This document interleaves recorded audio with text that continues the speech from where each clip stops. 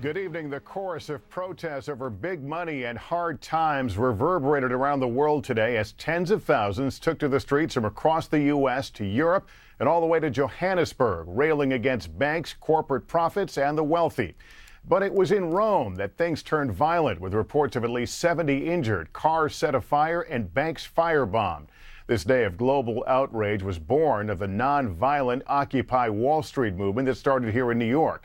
But it has easily found traction in parts of the world where folks are already simmering under the collar from harsh economic austerity measures. Collectively, their anger is clear, their specific demands less so.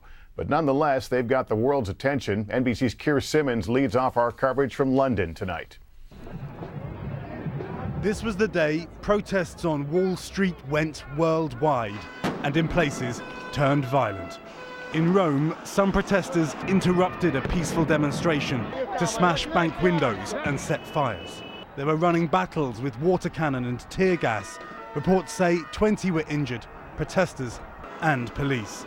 Up to 100,000 have been expected for a demonstration inspired by events in America and fueled by anger at government cuts. In London, protesters were prevented from getting close to the stock exchange. There were 5 arrests. The day was largely peaceful. This is about some people having money and living good lives, some people not having money and suffering because of it. A lot of people I work with have lost their jobs. My pension's been raided. There are several thousand protesters here in London, part of a movement beginning in the United States, now spreading around the world. 5,000 gathered in Germany near the European Central Bank. The same slogans adopted in the US seen today in Germany and in Taiwan and in Australia. Messages that have gone global, spread through the internet. We want an alternative, one that's based on human need and human rights, not on, corporate greed. In Hong Kong, they lay on the sidewalk. In Paris, Poland and Portugal, small groups demonstrated.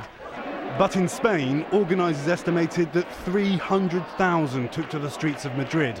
Large numbers already furious over high unemployment there. Tonight, some streets in the Italian capital resemble a battlefield. Burnt-out vehicles include a police van.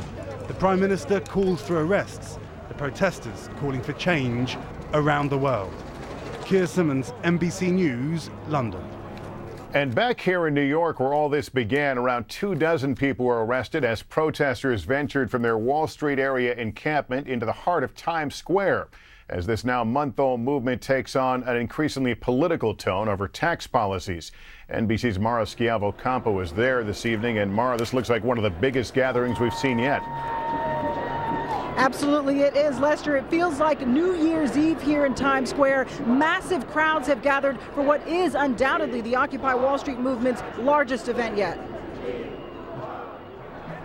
Today, they occupied Times Square. Hundreds of Occupy Wall Street protesters gathered at the crossroads of the world for what organizers dubbed a party. End the war, tax the rich. Earlier, more than 1,000 demonstrated in Washington Square Park.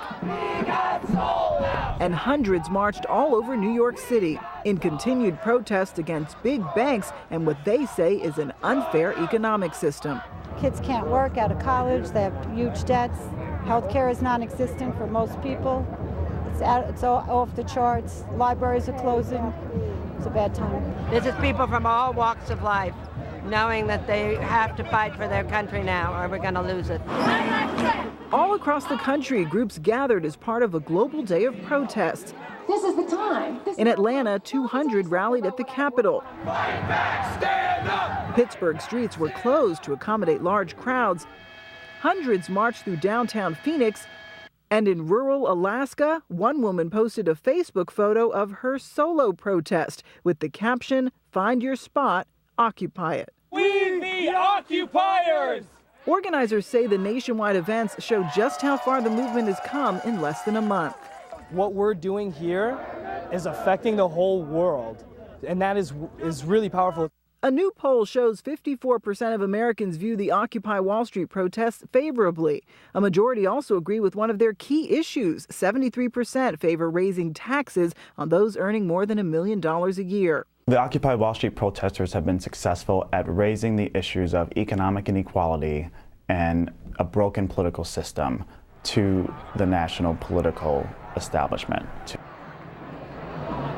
Now, despite the large crowds all around the country, experts note that the movement's real influence won't become clear until the election. Lester? Mauro Schiavocampo in New York for us tonight. Thanks. There was a big rally in Washington as well today, at least partly inspired by Occupy Wall Street.